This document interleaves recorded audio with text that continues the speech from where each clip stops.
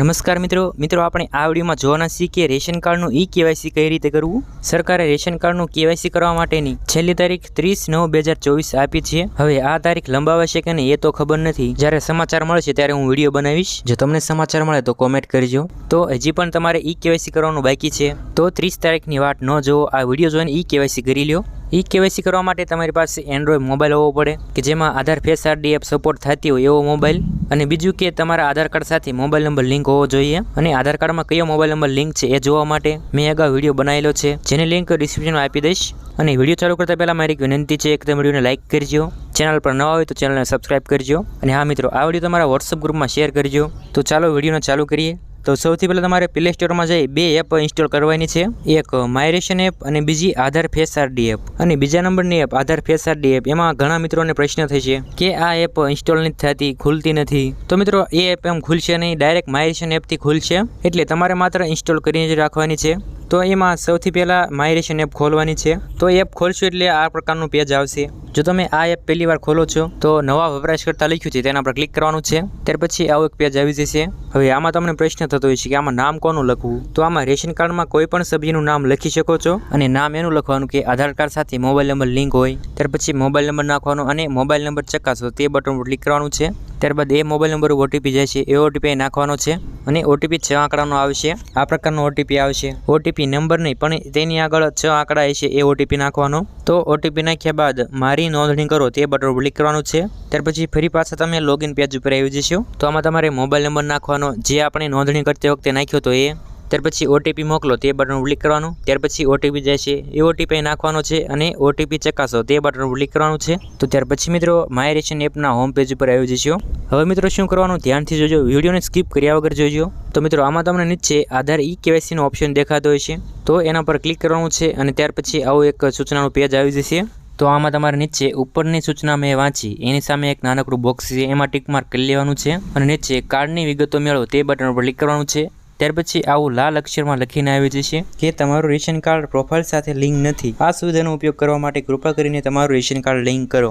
તો કેવાયસી માટે આ જરૂરી છે, રેશન કાર્ડ લિંક કરવાનું। તો લિંક કરવા માટે તમારું રેશન કાર્ડ લિંક કરો તે બટન પર ક્લિક કરીશું। તો ત્યાર પછી આવું એક પેજ આવી જશે, જેમાં તમારે રેશન કાર્ડ નંબર નાખવાનો, અને જેના નામની નોંધણી કરી હતી એના આધાર કાર્ડના છેલ્લા 4 આંકડા એ નાખવાના છે, અને તમારું રેશન કાર્ડ લિંક કરો તે બટન પર ક્લિક કરવાનું છે।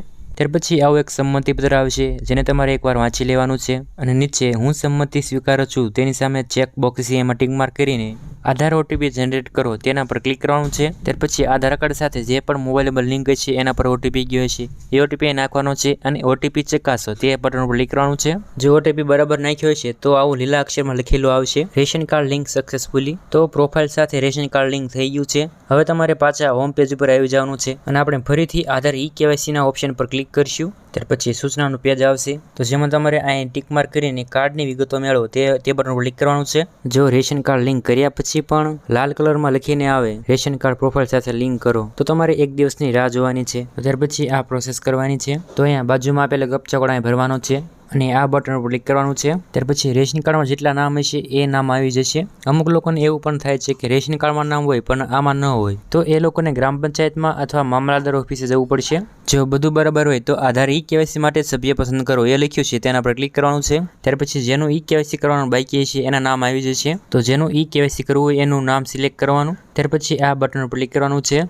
ત્યારબાદ આવું એક સંમતિપત્ર આવશે, જેને એકવાર વાંચી લેવાનું છે, અને આ બોક્સમાં ટીક માર્ક કરીને ઓટીપી જનરેટ કરો તે બટન પર ક્લિક કરવાનું છે। ત્યાર પછી આધાર કાર્ડમાં જે પણ મોબાઈલ નંબર લિંક છે એનામાં ઓટીપી ગયો છે એ 6 આંકડાનો ઓટીપી નાખવાનો છે, અને ઓટીપી ચકાસો તે બટન પર ક્લિક કરવાનું છે। જો ઓટીપી બરાબર નાખ્યો છે તો આધાર ફેસ આઈડી એપ ખુલશે, અને જેમાં તમારે પરમિશન આપવી પડશે। તો પરમિશનમાં તમારે પહેલો ઓપ્શન સિલેક્ટ કરવાનો, ત્યાર પછી આવો એક સૂચનાનો પેજ આવશે, જેમાં તમારે ટીક માર્ક કરીને પ્રોસેસ બટન પર ક્લિક કરવાનું છે, અને તમારો સામેનો કેમેરો ખુલી જશે। તો જેનું નામ સિલેક્ટ કર્યું હોય તેનો ચહેરો લાવવાનો છે, અને જ્યારે લીલા કલરનું સર્કલ થાય ત્યારે બ્લિંક કરવાનું છે, એટલે કે આંખોને બંધ કરીને ખોલવાની છે, આંખો મટમટાવવાની છે, એટલે ફોટો પડી જશે। તો ફોટો કેપ્ચર થયા બાદ આ પ્રકારની પર્સનલ વિગતો આવશે, જેમાં તમારે આ બોક્સમાં ટીક માર્ક કરીને લીલા કલરનું બટન મંજૂરી માટે વિગતો મોકલો તેના પર ક્લિક કરવાનું છે। તો ત્યાર પછી આવું લીલા અક્ષરમાં લખેલું આવી જશે। તો હવે તમારી કેવાયસીની વિનંતી મોકલાઈ ગઈ છે, હવે તમારે થોડા દિવસ રાહ જોવાની છે, ઓછામાં ઓછા 2 દિવસ રાહ જોવાની છે. અમુક લોકોને 15 દિવસ કરતાં પણ વધારે સમય લાગે છે.